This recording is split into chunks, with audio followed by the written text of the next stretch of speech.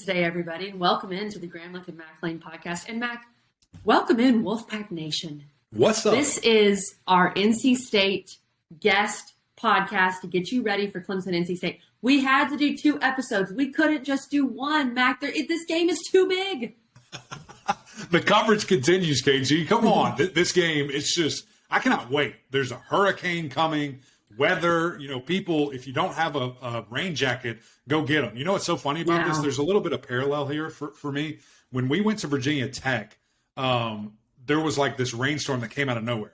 So my brother-in-law, Cannon Smith, came with me. He did not look at the forecast. He did not pack a jacket. So we had to go buy one. We went to 4 different stores. They were all sold out. Apparently no one in Blacksburg owned a jacket before then. So if you own one and you're going to the game, this be sure to bring though. it.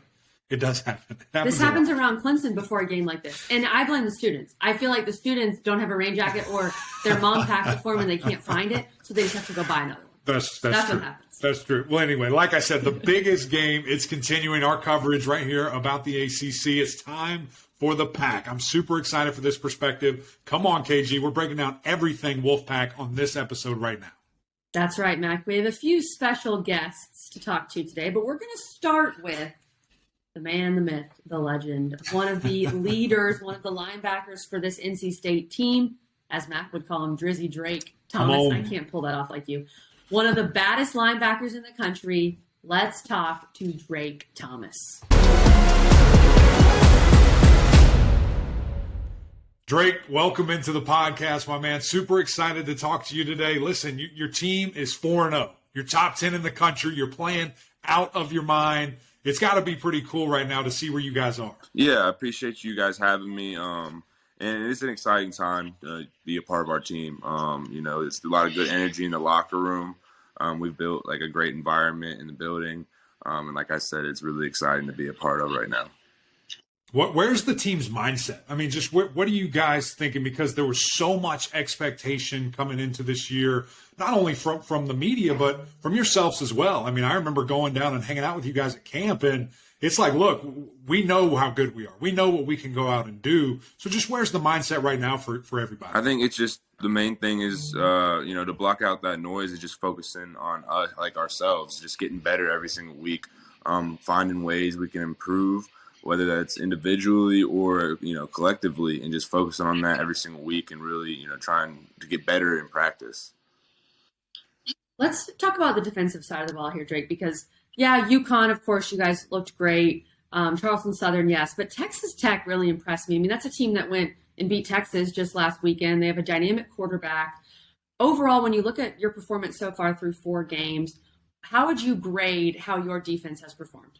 I'd say we're getting better. Every single week, like I said, we're focusing on getting better during practice and growing as a team. You're not ever, staying the same. You're either getting better or getting worse. So I think we're taking pride in every single practice, every single week, every single Saturday, just going out there and getting better. So that's kind of, my evaluation of our defense so far.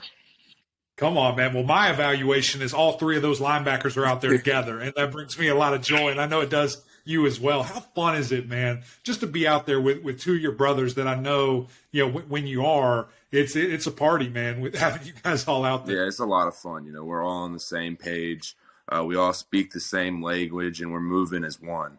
So just being out there with my brothers again, it's just a lot of fun. And, very fortunate and very blessed to be in the situation that we are. With those other guys, we talk about Peyton and Isaiah, you guys have played so many games together. You have like 1 billion combined starts, 1 billion combined tackles, all these things. Can you give us an example of truly how well you know those other 2 guys? I wouldn't really say there's one example I can give you, but it just feels like when we're out there, it's just automatic. It just, feels like we're always on the same page. There doesn't, there's not much that needs to be said. We already know what's, what each of us are thinking and what each of us are seeing and how each of us are going to react to different looks that we're getting. So I wouldn't give like one specific example, but it's kind of just, an automatic thing. Yeah. Drake, you and I have kind of talked about this offline before, but just would love to bring it back up right here.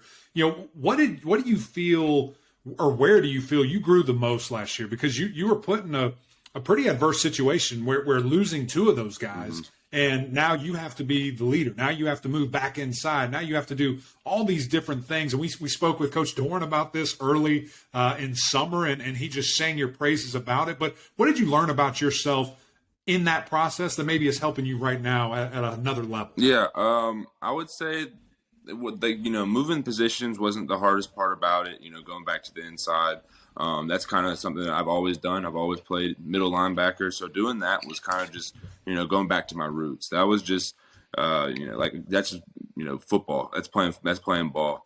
But kind of having the weight thrown on my shoulders, of like, look, I'm the guy now. This is your defense. You got to take total ownership of it, and you got to get things done. You got to make the calls. You got to make all the checks. You might have some help, you might not. I think that was the biggest thing, the biggest adjustment, and I took full pride in it. But it was a difficult task, and I think that's definitely helped me grow as a leader and a player on the field this year. We talk about, we joke about the age on this NC State team. So many veteran guys, and one of those guys is Devin Leary, your quarterback on the other side. When you were going through camp with him, and he was coming off a season where he was exceptional, so he's getting a lot of hype, preseason player of the year, all this stuff. How would you go back to the term grade? I mean, how would you grade Devin so far, and what kind of confidence does he give you guys going into Death Valley? I've been, happy to see what Devin has done with offense so far. He goes out on the field every single day with a lot of confidence, and that's how he is every single day. Like I said, during camp, he's out there confident. We try to get in his head, try to rattle him, and nothing phases him. So having someone like that, someone kind of unfazed and that confident, go out there and lead our offense, it's definitely a good feeling having him, having our backs. Well, what are some of those things? Hold on, Mike. What are some of those things that you do in camp to kind of get Devin rattled? I mean, besides, I know you can't really hit the quarterback. I mean, what are you trying to do there? Yeah, I mean, there would be like certain things that I guess like there's a read that I know he thinks is going to be there based off a look we're giving him, and we shut it down because we're like, we're messing with him, we're giving him different looks or whatever, and I just know what he's going through his head. I know what Coach Beck is telling him to look at, and I know like what he was trying to get from that picture, and I just kind of talk some trash to him, telling him, I know what he was looking at, and I know it didn't work. So it's kind of just some fun that we have. You know why, KG? Is because defensive guys steal our scripts in practice. They know what Mac we're going to run. Me this they for get many ready. Years. It's unbelievable. And look at him. He just admitted to it. He knew it was coming. That's the offense. They're trying to scheme us up, and we're shutting it down still. See? That's true. We'll try to do whatever we can to win that practice. Here's the deal. You guys are playing at your best right now. I mean, really, defensively, I feel like these last 3 weeks, you guys have peaked. And then a game ago, Devin just had total control of the offense, gets the ball out super effectively, throwing the ball like we did a year ago. And of course, that's what you need is we're going into what I think is the biggest game in the ACC this entire year. I mean, we all know what's on the line here, the Atlantic, possibility championship, going to Charlotte and then beyond. So with that in mind, when you're going, to Death Valley and playing those guys a year ago, what does that really do from you, I guess, from a tape perspective, having played them last year, a lot of the same guys, and maybe an advantage that could give you this year, this Saturday night? Yeah, I would say it's helpful to have that film. Obviously, you can go back and watch and look, see what they're trying to attack and stuff like that, and just learn from experiences from last year. But at the end of the day, all the the outside stuff that you brought up, we got to approach it just like another week, like the same as last week, the same as week before. We got to prepare the same, and we can't get too high, too low, whatever it is. We just got to be even keel the entire time, and just our approach can't change. It has to be the same. When you go back and watch that film, you'll see Clemson's quarterback DJ Uiagalelei struggle at times. Now, you guys were a big reason for that, obviously, last year. He looks like, Mac and I have talked about it, he looks like a different person. We don't know what happened. We don't know how this transformation happened. Are you noticing that? Do you feel like you need to prepare any differently, or is it the same game plan it always was going to be? Like I said, the approach doesn't change. Our approach, our preparation is based off scheme. It's not really based off skill set or talent or whatever, like anything like that. We're going to game plan based off scheme and stuff like that. So, like I said, there's really no change in an approach, I don't think. I love that, though, Okay. because I like we're it. worried about ourselves. We're worried about us. And I think that, quite honestly, is where NC State is right now. You guys are taking this next step of the hunted versus the hunter. And listen, you got to match our intensity, okay? We're not worried about anything else. And I think that's what's been so fun to watch you guys match time and time again. Another thing that we have heard a ton in the media is that there's this confidence or this boost that, you guys did beat Clemson a year ago, and knowing that has happened and it had been some time in Coach Doran's, first time. I just want to ask you personally, as a player, as a defensive guy, do you think about that at all? Does that help you say, yeah, we've been here, done that. We just did it. We're going to do it again Saturday night. Or is it just a blank slate mentality? What's your approach in that regard? I'd say a blank slate mentality, to be honest. What's in the past is in the past. You say that they have a lot of the same guys on that team, but it's a new year, and like they're not the same team they were a year ago either. Just like we're not the same team we were. You're either getting better or you're getting worse. So just having a blank slate and going in there, like I said, with the same mentality we have week in, week out. Mac and I don't pretend to be meteorologists here. And at first, when I was seeing some of this stuff coming out, I was like, it's not going to be a big deal. Now, and for the listeners recording this on Monday, we're seeing a little more that perhaps this hurricane might be coming right for Clemson. So does that, I know it doesn't change anything for you, but I'm just asking you in your experience playing football, do you have any memories when you look back as a defensive guy and say, man, we played in that game, it was a downpour, it was rainy, it was muddy, and it was just really fun? Do you have any experiences like that you can think of? No, because usually in high school, they'll just cancel it. They'll cancel it or they'll move their game to Thursday or the next Monday. But I know I have seen the weather predictions for this weekend, and it kind of is a little bit exciting to think about the possibilities that could come from it. Sure. I'm assuming as a defensive guy, like the defensive guys almost love it more. Yeah. Because the rain messes with the offense. The defense is like, whatever. Yeah. Everyone I've talked to is like, that'd be awesome if it did that. Yeah. Makes sense. Well, that's what I want to ask you. Do you feel like it gives you almost an advantage as a defensive guy just because it maybe limits an offense or maybe makes you one-dimensional? You can't throw the ball all over the yard if it's a hurricane and things like that. Yeah, for sure. I mean, then it's the same advantage that their defense would have too, obviously. Right. It kind of just lets you pin your ears back and, go play the run, which is a lot of fun. And both teams would be that way. So, I mean, I think it'd be a cool way to play the game. Especially for a guy that likes contact, likes pain, likes delivering pain. Drake, appreciate you, my man. Cannot wait to watch this game. It's going to be so much fun. Good luck Saturday night, and appreciate you for your time. Yeah, thank you guys again for having me.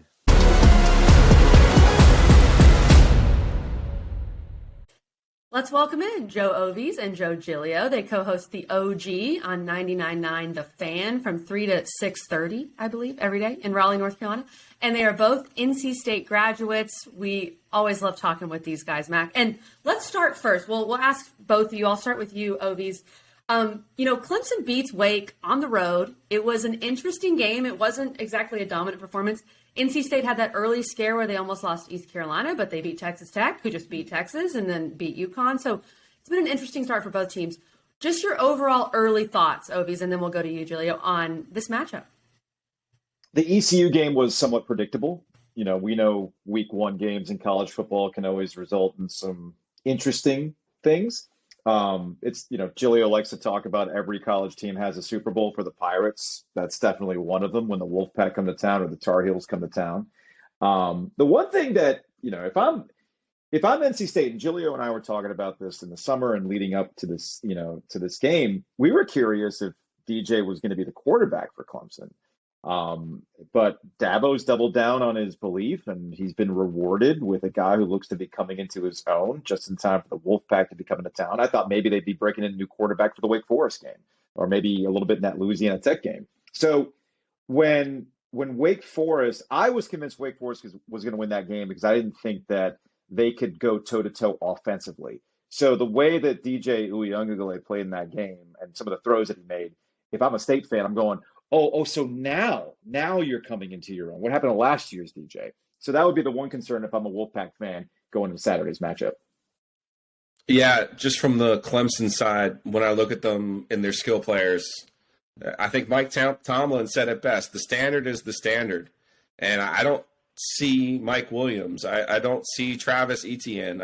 There's a lot I don't see on that Clemson offense, as well as DJ Uiagalelei played in Winston-Salem. So I think Clemson has come back to NC State, and let's be serious here. This is a 40-year storm for NC State to have a chance in this football game, to have the players back that they do. And I think the biggest key for NC State, I thought Peyton Wilson played scared at ECU. He was not a factor. I think he actually just checked himself out of that game, to be perfectly honest with you. He takes the week off against Charleston Southern. The last 2 weeks, he has been a difference maker. He has been aggressive. He's looked really good. And that's how you win these games. Kelly, in your experience in basketball, and Mac, in your experience in football, it's who's going to make the big plays, who's going to make the difference. And when I look at Clemson, obviously you still see some guys, but not as many as you used to, man. Poor Kayvon Wallace, that guy won the 2017 game. Nobody even knows his damn name in Clemson. And he's the reason NC State didn't win the ACC championship in 2017. So there's just so many talented players for Clemson through the years. And Ray McLeod hits a big punt return here in Raleigh in 17, not to keep going back to that game. But I just think this is set up really, really well for both sides, to be perfectly honest with you. And I think the weather, I'm sure we'll get to it, but I think that's going to throw it in there too. Yeah, well, guys, I don't think there's any question. I mean, the podcast that we're doing here, it's that big of a game. It warrants all these great guests, all this great attention, and it's the game of the year in the ACC. And I've had that circled, since the schedule came out. We knew the ramifications for this game. I want to ask you this, JG, because last year, obviously, a huge thing when you get to that mountaintop and you get over the hump and you beat a Clemson team, and now you have that confidence. How much of that do you think will really play a part in this game? And does the having to go to Death Valley maybe neutralize that to where it's not as big a deal as maybe I'm thinking? I don't think you can underestimate confidence. And Devin Leary and Devin Carter in particular are the two players who really shone in last year's win for NC State. And I think those are the two who are going to have to shine again. There's just no real way around it. I remember the first game Dave Doran played against Clemson was 13, was a night game. And at Clemson, it was close. It was the Brian. Most people remember it as the Brian Underwood game. But really, it was the game that shaped how Dave Doran has approached Clemson. You got to get bigger receivers. You got to get bigger defensive backs. You got to win 50-50 balls. Last year, NC State did. Devin Carter did. This year, we'll see. We'll see what Clemson can do. That's a great point, Joe. And Ovies, let's talk about another part of this that I think NC State has improved on, that I was ringing the bell all last year. My main concern for NC State was they didn't run the ball that well. Mm-hmm. And this year they have. They've improved, which is crazy because you lose Icky, who was an incredible talent. You lose Zonovan Knight. But Sumo Cornbay has been really, really good. So do you think NC State can take that, what they built, and run the ball effectively against Clemson? Well, as Giglio mentioned, potential tropical storm coming through might affect that, and that's definitely something to keep an eye on. It's been the question for NC State the entire season. Devin Leary is going to deliver, as Mac Lane's hat would tell you. It was going to be replacing the skill position players. Running back has been a pleasant surprise. I still don't know if NC State has the wide receivers that can go out and win those 50-50 balls that Giglio mentioned. I don't think how they played against UConn is any indication that they're kind of turning a corner. I actually think that NC State's offensive identity is more towards what we saw in the Texas Tech game, which has been a point of contention with State fans. I know Giglio and I talked about it last week. The way they play and as conservative as they've been is a feature, not a bug, right? They want to control the ball. They want to let their defense control the tempo, and they want to play keep away. I thought the most telling thing in that Texas Tech win was in the third quarter, where they had like a 90-some-odd yard drive that took up 9 minutes of playtime. And if it wasn't for Kongbe having the ball go out of the bounds, that it's a wrap right there, right? So that's going to be the curiosity that I have, that are they going to – there's been this debate as to whether or not they've been saving stuff, right? You go back to 2013 and the series between Clemson and NC State, has been this weird little game between Dabo and Doran, right? They're clearly highly competitive. I think Dabo has a little something for Dave to remind him that they're still top dog in the Atlantic. And obviously Dave's been chasing him and been pouring it out in every one of these games and been coming close. And that's why when they won last year, I mean, do you have the cup, Eric? You got the cup? You got the cup? Do I have the cup? Okay. Show me the cup. Go Pack, Dave Doran. Hand delivered, sealed. Now, listen, we're not going to run any DNA tests, but this is the one that he drank after the game on ACC Network. Surprise possession of mine. So I'm glad you got that cup, because that cup matters. Okay, it does. Absolutely. The way they reacted in that win, if they weren't going to beat Clemson last year, right? It's kind of like you've got this little chasm. Okay. Now it's an abyss. It's like a Star Wars abyss. You're going to fall in there like Darth Vader or the Emperor. But all you got to do is just step over it. But it's still scary. It's still scary. That was State last year. Yeah. Like if you can't beat that team, right. What are you going to do it? So Yeah. as you saw the result, now the question is, was it the Super Bowl? Is this the confidence going forward? Do they feel like they can now do the thing that they almost did, but Sure. Kyle Bambard missed the kick? This is all the little chess match between Dave and Dabo and confidence and everything else. Yeah, I mean, you just have to love it. And I really like what you brought up there. And you kind of said, okay, can we really get that out of UConn? What I think you can really get out of is Devin Leary is peaking. Like there was some games there where, I'm kind of looking like, oh, is it a pressure thing? Oh, he's the guy now, because it just seemed off. Mm-hmm. Against UConn, it didn't. I mean, he was delivering the ball at a very high rate. He looked very confident, looked just more intentional. I don't know what it was those first couple of games, but there was some disconnect. And to me, JG, that disappeared. And so for him, I mean, he has to be playing at his absolute best going into Death Valley if he wants to get this W. Yeah, and maybe you watched the film from the Clemson game last year. I'm just looking at the box score, and I realize Emeka Emezi, I love to say, guys, die with your fastball. It's one of my favorite things to say. Emeka had 14 catches in that game. I think if NC State has any chance in this game, Thayer Thomas needs to do the same thing. He need to keep feeding him the ball. I can't stand it when coaches get cute. It drives me crazy. Just go with your guys. Totally agree. Let them make plays. And I'm smirking slightly by you saying this is the game of the season. Man, if we top the Wake game from last week, holy smokes, then something good's happening. Yeah. I think NC State's best chance is for this to be like the Notre Dame game at 16. Put the damn water on the field. Let it be 12-3 or 12-9 or 12-6. Yeah. Hopefully State's kicker isn't hurt. Speaking of being cute and outsmarting yourself just slightly. No, I thought Devin played poorly in Greenville, and I thought it was one of those. I'm gonna try to shine up my language here a little bit. I thought it was people may have been patting him on the back a little bit too much in the offseason, and I think it's hard to ignore it. It's hard not to believe it. And then all of a sudden you get into the fire there in the second half in Greenville, and you realize, well, that doesn't matter anymore. And I think since then he's done a much better job of realizing, none of that stuff that just happened for the last 7 months doesn't mean a hill of beans right now. So I'm not worried about him. I do think State's line, obviously I know Clemson was just picked on by Wake Forest, but in my opinion, Dave Clawson's the best coach in the ACC, if not the country. And I think you have to tip your hat to Wake Forest and what they did in that game. You got to be ready for Clemson to make adjustments. And quite frankly, you don't do the same things that Wake Forest does. So I do think you can pick on Clemson secondary, but, I mean, the front is still the front. The dogs agree. I don't know which dog that was. I think it was Max. Okay. Let's get to some rapid fires here. So take out the quarterbacks on both sides. For each of you guys, we'll start with you, Ovies. Which NC State player should worry Clemson the most?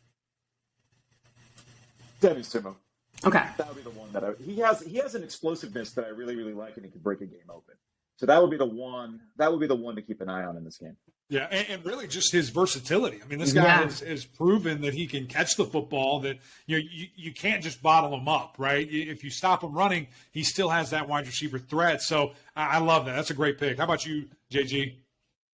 I'm going to stick with Peyton Wilson because I think if you're going to make a difference, that's the guy on the defensive side who will. I think Isaiah Moore is still kind of coming back from that knee injury, but I think Peyton's an explosive player. I think he's really. I just remember a story that Thayer Thomas's dad told me. They went to camp. Trevor Lawrence was at the camp because that's how old. Yeah, is, seriously. by the way. They were at an 11-11 camp, prospect camp down in Charlotte, and he said, "Yeah, Trevor Lawrence is everything everyone says he is." And he said, "But the only guy on defense who was anywhere near him was Peyton Wilson. That was before he even committed to State." So I think he's got to be a difference maker for NC State. I don't think there's any question about that. I mean, he's just such a versatile piece on the defensive side of the ball that can do so much. And, it's interesting what you said kind of at the beginning of this interview about being scared and those injuries. I mean, that adds up quick, man. And you think, can I still do this? The last couple of games, I don't think there's any shadow of the doubt. He's one of the best players, in the country when he's at high speed. He's got to put on. He's got to put on. How about like a key to the game? If NC State wins, they have to do what? I'd love to hear that from both you guys. I think Joe's going to give you the more football-y X and O's reason why. I have another reason why NC State's going to win the game. But no, go Joe. ahead. I want to hear that, Ovies. You can't just we kiss gotta that. save it. We got to save it. That's come on, Kelly. You did radio for a long time. You know how the team works. I was thinking that's such a radio answer. We'll tell you next. Oh, man. After this break. All right, Giglio, you're up then. Well, if the weather really wreaks havoc, I obviously taking care of the football is going to be number one. But I think ultimately it's about NC State's offensive line.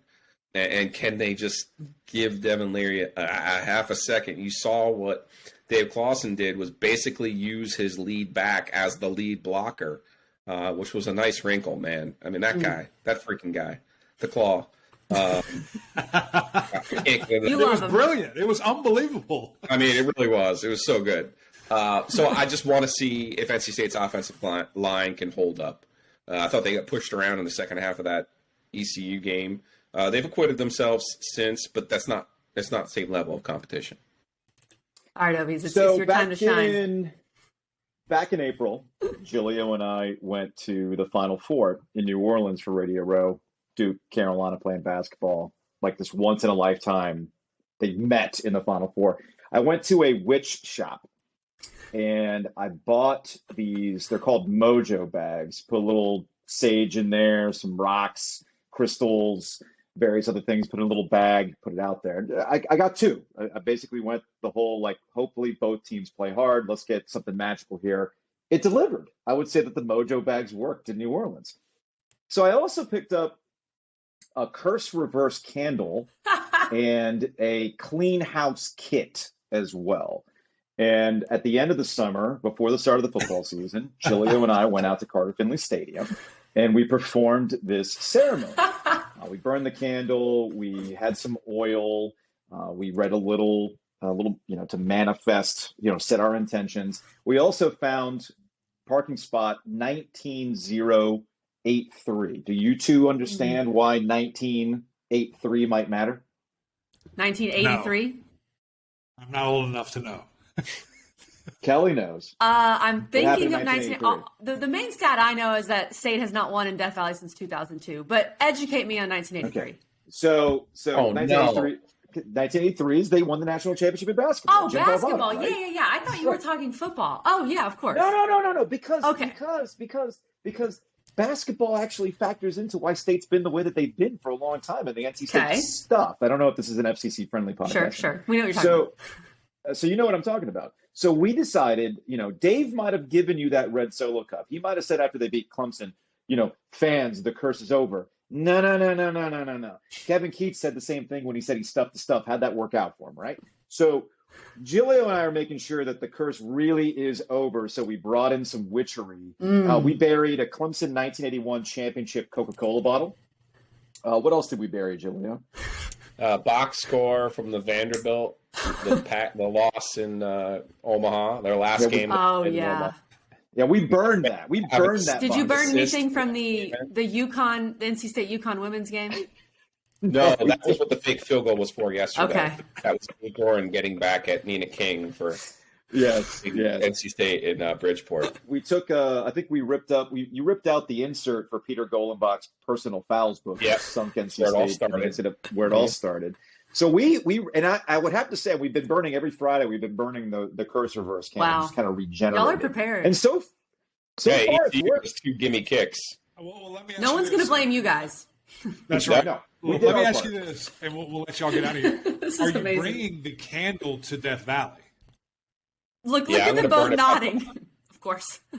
I'm bringing it to the Rock on I Saturday. will alert You're bringing security. it to the They will Rock? know. Hold on. Let me take this off real quick. I am alerting security, No, Mac, don't. and you will not be in the stadium.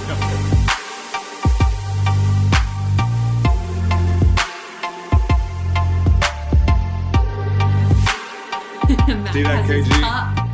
Yeah. See that, KG? That's I the see your cup. prized possession.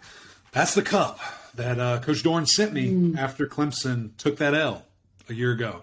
Prize What do you possession. It think? actually stays right here. Nice. I shelf. like that. It's pretty cool. Honestly, that was one of the best moments in TV history. So it's pretty neat. I had like a salty face. I'm not salty about that. That is awesome that he did that, and I cannot wait for this game. I really can't. I agree. I thought Dave was a great sport doing that. And It's hilarious. You got to celebrate Yeah. that kind of win. And if you beat Clemson again, put something even stronger in that cup. I'm not sure. I don't know if there is anything stronger than East the first time, but Right. This has been such an interesting episode, Mac, because we had Drake Thomas at the beginning giving us the player's perspective. He's confident. There's no way around it. He barely wanted to talk about Clemson. He doesn't care about Clemson. Clemson never heard of him. I mean, that's what Drake Thomas was saying. Then we talked to the Joes, Joe Ovies and Joe Giglio, who are two of the best. We love those guys. And that's the fan perspective. And they're nervous. The fans are nervous. Got their little I think candle. it's They've got their candle to yes, light up. They're breaking curses left and right. Bad That was news. so Bad funny. news, KG. You can't light a candle when it's pouring down rain. That thing ain't Oh. gonna burn. That's going to be a problem. That is going to be an issue. But I find it so interesting, and this is probably how it should be. The player who is in it every day is very confident. Right. The fan, especially from an NC State fan perspective, where you've been burned a lot, different times, different sports, everything, and they've just been through it. I feel for them. They're not as confident. I find those two perspectives fascinating, Matt. I do too, and I think it's a little bit more of the history with the Joes. Like those guys have been through it, Yeah. right? They bless their Poor hearts. They Joes. were rattling off all Bless these them. dates, all these years, all these events, and then even offline, there's even more. And I'm just like, They man, buried a Coke bottle these at guys Carter have been Finley. through it. They've been through it, and I understand. But then again, from the player, like we were the Right. ones doing it. Like we understand the preparation, what goes into it. Loved his answers. I think, whenever Drake's done playing, he's gonna be a heck of a coach. He had great practice here today with the answers that he gave me, and was fantastic. And again, I just can't wait to see that matchup.